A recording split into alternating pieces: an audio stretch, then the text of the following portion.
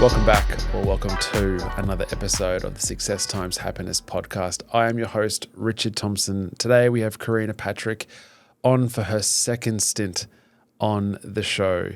Karina is, you might remember, she's a mother of 3 kids, similar age to mine, and she's just a wonderful person to talk about all things parenting and raising children to be the best versions that they can be. So sit back and enjoy this episode with Karina Patrick. Thank you very much for coming back on the show. Thanks for having me again. You are in the midst of moving up to Townsville with your family. Mm-hmm. So I thought I'd get you on one last time before that move. Not to suggest you can't come back. We might fly you down this time. Funny. Yeah, this is it forever. But today I thought we should talk about, you're the resident parenting expert on the show. So we thought we'd talk about, we're at the beginning of the school holidays. So it was sort of apt to think about, I think, kicking us off about what your plans are, I guess, for the holidays. And do you think about that, or what are the goals? Is it just survival, or do you have a... Well, because we're in the midst of moving to Townsville, this holidays is a lot different to normal. We'll go to my general holiday plan first. Okay. Yes, I plan. I don't just survive. Right. I organise, normally my daughter's in kindy, and that just, because it's a daycare as well, it just carries over. So I just send her to her usual days. And the boys, I will always book in at least 2 days a week of vacation care. And then the other 3 days we'll have something on every day. It might be something small, like I've got to go do the grocery shopping and we'll go to the library at the same time or something like that. Always a daily activity. There's always an activity on. Yeah. Are you mapping this in your phone or on a spread, like a calendar thing? Yeah. Like I have like a weekly calendar, and I'll put it in my phone as well. But the vacation care they hate. Well, they love it when they're there, and I usually try and pick a day that there's something exciting on that I know they're going to enjoy, and then when they go, they have a great day. But they always complain bitterly about doing it. But otherwise, like, it just breaks it up a little bit. Otherwise, they're sitting at home and they're complaining they're bored. Yeah. So, yeah, that's how I survived the holidays. And so far it seems to have worked quite well. I've managed to keep a bit of sanity, and, on the days that they're gone, I just make sure I get the, washing and, the stuff that... Your stuff. Yeah, the stuff that needs to happen that is hard to do when you've got kids in the house. And this time now, Fleur's out of kindy. Or She's still in kindy. Oh, she's still there? Yeah. I've got her in for another week. Till Christmas. Yeah. Yeah, okay. Yeah. So how does this holiday change? Now you're sort of trying to move or trying to... Just trying to do a lot of play dates and catch-ups with all the kids' friends. So it's similar in that we're planning stuff every day. Yep. But, like, for instance, this afternoon we were having a play date with friends of ours down at the pool, and... yeah, caught up with them. So it's the same thing, like trying to plan something every day. Yep. For them. But yeah, I'm just not doing the vacation care because... Just conscious knowing that you'll be up north soon. Yeah. And also I've got a lot on my plate extra to try and sort out with, just decluttering the house. Yeah. We're doing open homes, so trying my best to keep the house tidy and ready to go. How's the decluttering going? Pretty good. Des and I are both, we're not minimalists, but we like to keep things pretty decluttered. So usually about twice a year we'll go through and throw things out anyway. So it's not too big a job. Yeah, it's not too big. And I mean, I really enjoy before Christmas in the kids' rooms, especially doing a big declutter, take things down to charity and get ready for whatever new presents are coming their way anyway. So it's okay. Like, you just sort of got to, I take it, room by room. Otherwise, it just seems like a mountain of a job. Mm-hmm. I haven't thought about moving companies or anything yet because it's a bit of an unknown at the moment as to when exactly we're moving all of the items from the house, because Des is leaving after the kids and I are. Oh, yeah, that's right. Yeah, it's... Leave it to him. Well, I wish. See you next month. Yeah. Just sort the house out. Yeah. No, we'll get it sorted out. Like, it's sort of in the back of my mind, but it's just on a tomorrow's list kind of a thing to do. But, it's just it's a lot of things to do, but still trying to find a bit of time for the kids and keep them happy as well and amongst it. I thought tonight as well, thinking about this idea about, I was speaking actually to my auntie who I've referenced before, but this idea about supporting our children's dreams but also providing the necessary structure and direction that we want them to follow. And there's a sort of, and I'd love to go into this tonight about how we can be how we can be supportive enough to go, well, if you want to go down this path of creativity or intrigue, we support that. But then at what point do you go, actually, it's a terrible idea. Being a professional paper plane maker is probably not the best career move, and you should probably go to university, or you should stay at school and not leave school for that. Yeah. What are your thoughts? Because before you answer that as well, I think it's interesting how I think that we encourage at some point in a childhood that, the child says, I want to be an actress, or I want to be an astronaut, or I want to be a professional tennis player. And it's like, yeah, you should do that. Go, you'll be great at that, right? There's this huge amount of encouragement when they're young, like our children's age. Yeah. But at some point then, at adolescence, society or the parents, or it's like, actually, you probably should just stick at school and go to medical school, or be an accountant, or be a teacher, or whatever, be a lawyer or whatever. Yeah. Yeah. How do we keep that spark? I like the idea of never putting the spark out, but trying to instill hard-working values underneath whatever they want to do. So, for example, I always wanted to be an actress right up until almost the end of grade 12. I was dead set. I was going to go to NIDA in Sydney, and I was going to be an actress. And my parents supported that dream and were super encouraging, and I thought I was pretty good. Might have made it. But they also instilled in me, you can't just decide you're going to be an actress and then that's that. So I think it's whatever they want to be, you can encourage that and support that and nurture that, but you have to teach them. If you want to be a paper plane artist, okay, that's fine, but it's going to be a really hard slog for you. You're going to have to work really hard. It's very niche. You're going to be really lucky to get there. And so you, as a parent, don't tell them that they can't do it, but you teach them the skills that they need to not necessarily get there, but the skills that they need to work hard and, accept failure and face failure and learn how to deal with that. Because if it's so niche that it's probably not going to happen, they're going to have to deal with that. And instead of you as the parent saying, no, you're not going to be able to do this, let's steer towards being an accountant or a lawyer or something more mainstream, you just give them the skills to deal with that failure if and when, and it probably will happen.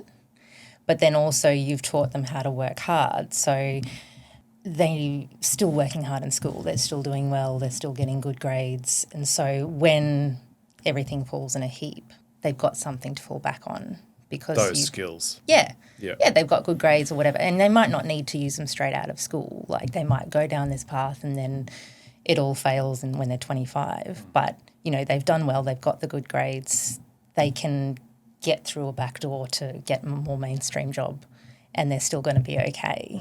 And they're still going to be resilient because you've given them the skills to... So that answer for you think, would be irrespective of what they want to do, whether it's mainstream, whether it's left of centre, your process will be exactly the same. You're just teaching them the same set of skills, understanding what hard work is, understanding what resilience is, what failure is, and how that feels. Yeah, and what to do about that. And giving them the skills, like life skills, about how to deal with that in any scenario that they face, be it the career or, love or, like romance or whatever. You're just teaching them how to be a resilient person and realise that life never is going to go to plan. And, even if you do become a paper plane artist, Yep. okay, that's great, but maybe you're not going to be making as much money as you'd hoped. And then you're going to have to deal with that or, so it's just, I think as a parent, your role isn't to encourage or discourage per se. It's just giving them a reality check, but I like it. I like the idea. I like the idea mainly because I think unless you're self-aware enough, you're bringing your own learnt experiences and learnt bias to form an opinion on how you think their life should go. But to your point, no matter whatever the decision that they make, which may not be in line with what you would do at that age, but to succeed in whatever you do, there are fundamentally some non-negotiable traits and values you need to uphold. Yeah. And so if you can teach that from an early age, and I guess that's the next part of this but then they're going to be fine. Yeah. But I think too, whatever they want to do, like as a parent, you should encourage it. Like if your kid wants to be a singer, say, and they're a pretty decent singer, and you think, I'm not just being a biased parent, they're okay.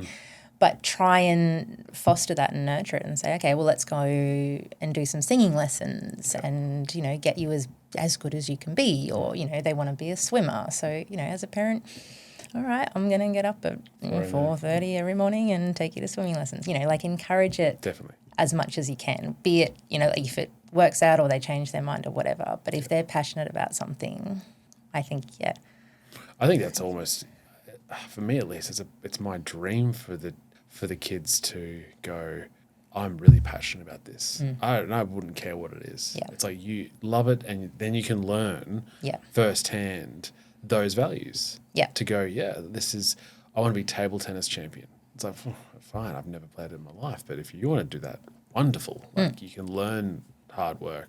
Yeah. Dealing with failure, adversity. Yeah, you found your thing. Right. And that's what you want your kid to find, isn't it? Yeah, but then part of me is like, well, unless I give them the sample option of not everything, but as many extracurricular, cultural and sporting, I guess, opportunities, maybe they are a really good cricket player, and I haven't exposed them to cricket, and then I've just left Australia's best fast bowler never to touch a cricket ball because I didn't actually give him that opportunity. Yeah, maybe you have, but also maybe you've given the opportunity and they will be Australia's best fast bowler, but they don't want to do it.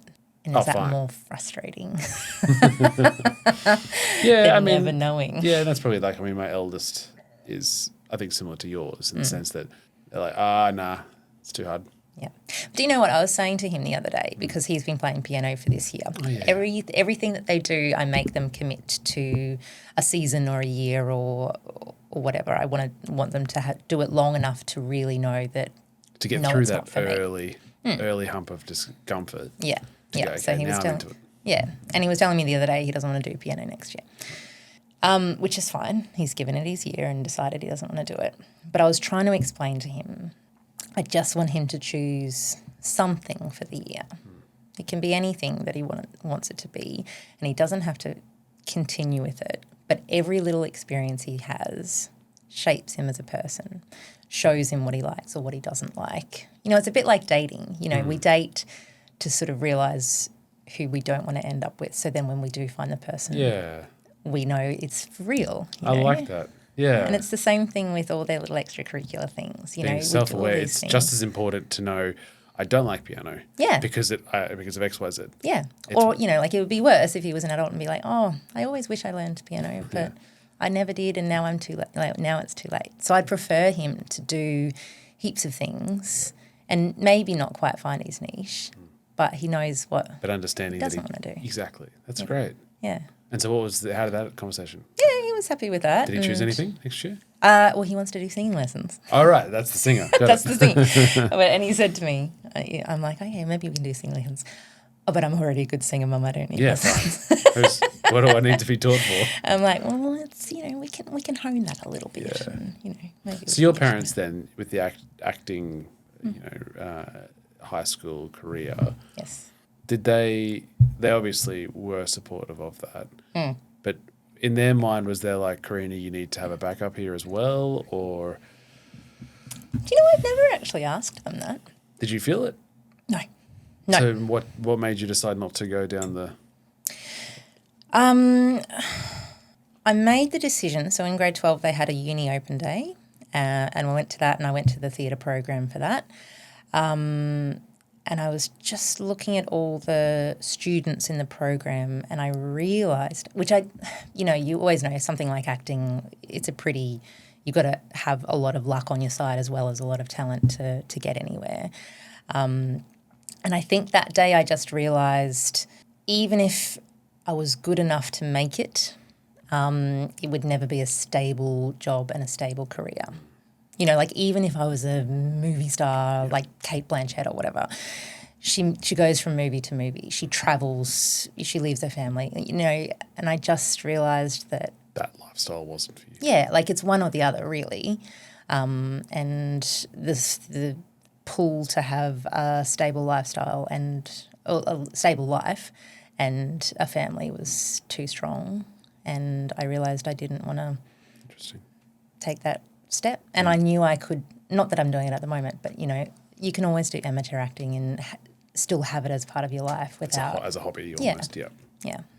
So, yeah, but I never felt from Mum and Dad that they didn't think I would make it. Like I always felt full support from them, and they were, we used to do these productions at our high school, and we'd do it for, a couple of weekends, and whenever my parents were coming, the director would come behind and be like, all right, the McIntyres are here. Guys, we've got to step it up, because they were like the biggest supporters of the production, and they just, they really threw themselves behind the support for me and, driving me to rehearsals and everything. I never ever felt that they weren't supporting me. But I also felt that because acting, I didn't, necessarily need good grades. Like I still felt that I had to step up and I had to try my hardest in all the other subjects and do well. And, there was that expectation as well. Yeah. And I think that was their way of making sure that I had a plan B. Yeah, or maybe if you weren't internally motivated to do the other subjects well, they may have stepped up and said, hey. Yeah, possibly. Like I was never a bad Sure. kid at school. Like I was always I did well enough. Yeah, So I don't think they were ever too worried that I wasn't able to fall back on something. And how do you, I found it challenging because I feel like I'm only sort of just getting my head around life generally as well, and you're also trying to prepare these cherubs for the... and pretend to be the wise one. Yeah, right. Oh, yeah. And then I think there's a certain time of everyone's life that you realise that your parents had no idea. And like for so long you look at them as God or as gospel. Yep. And then at some point you realise, they have no idea what's going on either. For me, it was around 22. Oh, yeah. But it's a sweet time now because they think you know everything. Yeah. But how are you or will you be preparing them to show them that life is not all sunshine and rainbows? I'm already doing it with sibling rivalry is the best teacher for life, really. Showing them that, other people matter and it's not just about you. Showing them that, even though we try our best to make things fair between the three of them, it's not always going to be fair and, we're doing our best, but sometimes it's not fair. Yeah. And that's just the way it is. So, I'm trying to incorporate it into daily life and just given them small little chats. Do you do the chats? Oh, yeah. Yeah. Yeah, I learnt from the best. My dad was a very good lecturer. To the point where one day when we were kids, he'd give us this lecture and he'd talk for ages and then use these big words and explain what the big words meant. And one day I'm like, Dad, can I just have a smack because my neck's getting sore? You're making me look up at you. I don't think it went down well. But anyway, I've learnt that talent from him. And even today, my son, he wanted to play a game with me and, you know, it's school holidays, so I got the 3 and Des is at work and the other 2 wanted to play the game as well and I'd said that they could and he was upset because he wanted to play with me just by himself and, you know, like Look around, kid. yeah, I'm like, mate, like I'm trying. I'm putting my time aside. I'm here to play with you, but you have to understand that there's one of me. I have to look after the 3 of you. I really would love to play one-on-one with you, but sometimes... Trust me. You know, Yeah. right? So, you know, it's just a constant thing and sometimes it's, you know, a more serious talk than others, but most of the time it's just throughout the day, you're just trying to, give them little wisdoms of life and, you know, just bring them back down to earth, you know, make them realise, especially the eldest because he's 9 now, so he's coming into being old enough to understand these things. Yeah. You know, make them realise that life doesn't revolve around you and there's, you know, other people matter and you have to think about things and realise that life doesn't go to plan and you have to realise why that is sometimes and put yourself into other people's shoes. I'd like to, I think the 9, 10 for our eldest years of age is, I think, probably, I don't know, part of me thinks this is a prime time for you guys to step up and be leaders here and to take full ownership of your actions or understand that you can take responsibility of how you're treating your brothers or sister, for your instance, and how you go about the world. But they're still only 9. Yeah. You know, and I sometimes feel like I forget that, especially with I think our eldest are maybe a little bit more wiser. I was going to say, I think for both of us, I do treat him as more of a mature person because, they are quite... And the expectations a bit higher as well to go, come on. Yeah, they're like little old men in 9-year-old bodies. Yeah. How would you define success as a parent? How would you define, let's say, you fast forward, or even, I mean, you're going to be a parent forever, but at what point do you go, is it a thing that you can be successful at, or is it not there's a finish line, but is there like a... Yeah, I think it's an ongoing thing. It's not like you are successful, you're unsuccessful. It's ongoing. And I think that's the trap that some parents fall into is, you know, they're really good when the kids are young and they just think that's going to tide them over. You know, like they'll play with the kids and, you know, have fun with the kids. But then when it comes to teenage years and beyond, they sort of think, well, I've put in those hard yards during the really hard years, so therefore I've earned the respect. And I don't think it necessarily works that way. So, for instance, at the moment, I look at my success when I look at the kids when they're not with me. So, you know, when they're going to school, they're well behaved, they've got good friends, they're doing well at school. So I feel that even though, you know, their behaviour is not necessarily great when they walk through the door at home, when they're out and in social settings, most of the time they're pretty good. So I think, you know, okay, well, I'm doing a good job in that sense. I'm teaching them how to be a person in society, right? Yeah. And then as we move forward, and, you know, it's the same sort of thing. Like if they're doing well in their 20s and adapting to life, then it's good. But as they get older, for me, I feel like I'm going to look at it as like my relationship with them. You know, like if they want to come home and they want to call in for a chat, and, you know, if they're having a trouble and they call Des and I to discuss the problem with us, that for me is a big marker of, okay, I've done it right because they want me as part of their life, because now they can choose. like Sure. Yeah, yeah. like sorry, I mean in the future Yeah, they yeah. can No, choose. now there's no choice. Now there's no You're choice. there all the time. They They're have to love me, damn it. They have to listen to me. But when they're 25. When they're off, and like 25 is the perfect age. Like you finally earned a bit of independence. You've got a bit of money coming in if your job's okay. You finished uni and stuff, and you don't need your parents. That point, like you haven't got kids generally, so at that point you definitely don't need your parents. To mum. But if they're still do. calling home Yep. and they're coming to see me, then that'll make me very happy. Part of me as well recently, it's obviously it's super obvious that when you have children, you realize that they are their own, and they're no longer an extension of you, or they're just their own person. Yeah. And they're very resilient, but they also, this whole idea of the words they say, the actions they do, but the thoughts they think, and it's the thoughts that they think that scares me the most, because you don't see that.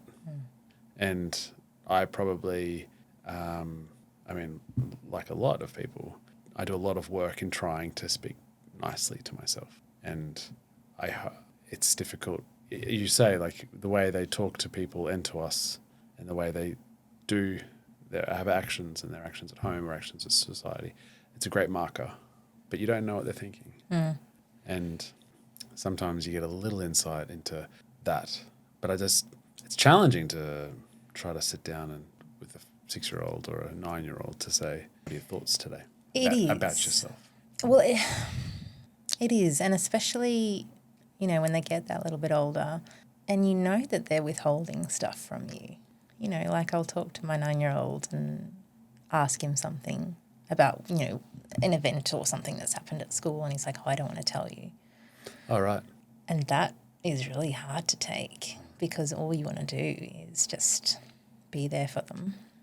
And I don't know how to tackle that, but I just hope that the words I'm saying and my actions are giving them some guidance and helping them with their thoughts, even if it's thoughts that they don't want to share with me. I think we're going into a different stage of life with parents of our age are, I think, more self-aware than our parents. But the way that at least I've thought about myself over time isn't the healthiest. And I just wondered whether there is something, and I can only assume that's fairly consistent with the population in terms of how you think about yourself. I just wondered whether there's a way that what we could do to, at an early age, to give them so much, like a necessary amount of self-confidence and challenges and internal resilience about their own being and their own self, so that when they go into high school and into the world where it's just crippling, they can go, it's okay. And I try to tell Ted, you need to be you. Yeah. And if you don't want to do this and the crowd's doing that, that's okay. Yeah. You stay strong with your 2 feet on the ground. Yeah. Because that's more important than pretending to be something else to fit in. Yeah. And you gotta love yourself for that. Yeah. And I think that's all you can do, is just really foster that you are an individual and you matter. And I feel like that is becoming more in society. Like I feel like schools are also trying to foster that in kids. And You matter is a good one. Yeah. Yeah. Yeah. Yeah. My concern is social media doesn't adopt that at all, and in fact pushes against that, which concerns me. And it's still, at age 9 and 10, easy enough to keep it away, but they're not having phones till they're 35. that's coming. Do you have a phone policy? Have you spoken to Des about that? No, I mean, it's not really come up because... No, sure, but it's yeah, coming, it's coming. Yeah. It's coming. That's just something to deal with for another day. Sell your house first. Yeah, exactly. Baby steps. Yeah. Yeah, I like that. Yeah, I think it's just really just doing your best to highlight how unique they are and how wonderful that is and how special and, how proud you are of them. For instance, I know I do have 2 other kids, but I always talk about Austin. The other 2 just go downstairs and play. But, Was like it him he's- wanting to play with you by today? Yeah, it was. Yeah. Of course it was. He wants his mum for himself. Yeah. Well, his hair is super long now. He wanted to grow a man bun, and he was dead set keen on doing that, and he's done it Yours now. almost now. Oh, it's amazing. It's the most luscious hair you've ever seen. But anyway, off topic. Yeah. So he's growing his man bun. He wears like pinky orange shoes to school, and so a few older kids at school have told him that he looks like a girl, and he is a girl. But he has handled that amazingly. Like he's come home and told me about it, Great. which I'm so thrilled about. And, we've talked about, okay, how does that make you feel? Do you want to cut your hair because people said you look like a girl? Do you want to change your shoes? Like, how do you feel about that? And he's like, no, I knew that, some people might say that, Mum, and I'm okay with it because I like my hair this way and I like my shoes. And, for him to say that, just, I'm like, mate, that just makes me so proud, and I'm so glad that you don't want to because, you made that decision and you stuck with it for, 2 years to grow your hair that long and you like it, and you're not going to let anyone, you're not going to let the big kids at school change you. And I'm just, like, if he can carry on like that, bloody hell, he's going to go far. I hope he realises, though, that we haven't cut Ted's hair for about 5 months. It still looks super short. What's going on? It's like building. I was Yeah, he's adamant for the man bun. And with respect to Steve, the influencer. with respect to your eldest's initial choice of instrument, look over to your left shoulder. Oh, yeah. There's a keyboard in the corner for his Christmas present because he wants to learn piano. There we go. So there may God, don't be break it to him. 2 That's dickheads, 2 dickheads at school who think that, but he's influencing Yeah. and he's inspiring, and that's worth mentioning. Yep. And I guess that's a good idea, thought process for adults too, right? Like, you don't know the impact you're creating for people around you. Yeah. And everyone influences everyone, Yeah. positive or negative. Yeah. Yeah. But yeah, he's going to be sorely missed, as are you and Des and those other 2. Whatever. They're pretty cute. They are pretty cute. Frank is going to miss Fleur. Bless. God. Do you know that was the first thing? We told her we're moving to Townsville. She said, but Frankie's not going to be next door. Oh, bless. How will I play with Frankie? They she are said. good mates. Yeah, They're that's good cute. mates. With talking to everyone on your podcast, has your idea of success and happiness changed? I think we started this with the idea that they're 2 really important pursuits that sort of go down into the heart of everyone in varying levels, varying definitions. But I don't know whether that's actually correct. And I don't know whether I certainly don't think happiness is the goal. In fact, I think it's a foolish goal to try to achieve. I think purpose is more, fulfillment is more than happiness.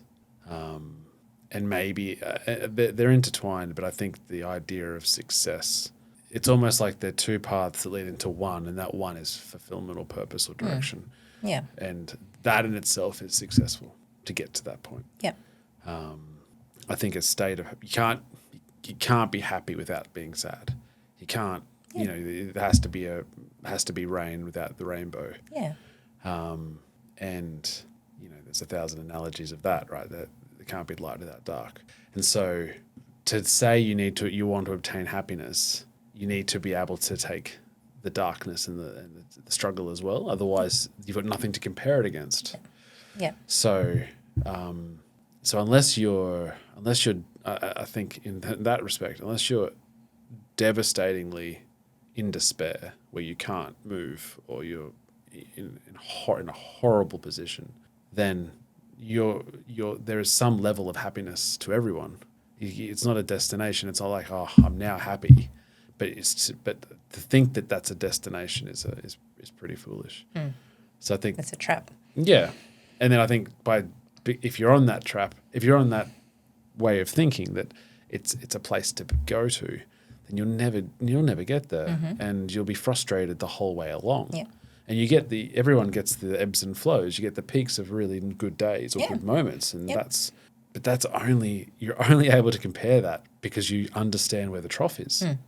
And so I guess you just have to be really thankful for all of the experiences, because you don't have, as I said, it's almost like if you could be mediocre and not experience the highs or the lows, right? And I don't think that's really a particularly great place to be either, because life is not that. Yeah. And you've got to be able to, it's part of life to be able to freely and openly accept those highs and lows at the same time. Yeah. And that goes back to what I was saying to at the start. That's the thing that I want to be able to teach the kids, is that there are highs and lows of life. And, a lot of the time it depends on your mindset as to how you're going to deal with it.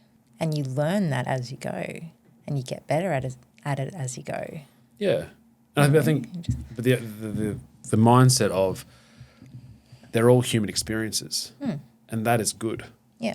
But that's all. That's it, right? It's not. I think there's also there's a lot of literature about using your mindset to create a negative situation into a positive situation, and it's like, well, yeah, but they're all experiences, and so you don't want to dwell on the negative as well as you don't really want to dwell on the positive. It's just an experience.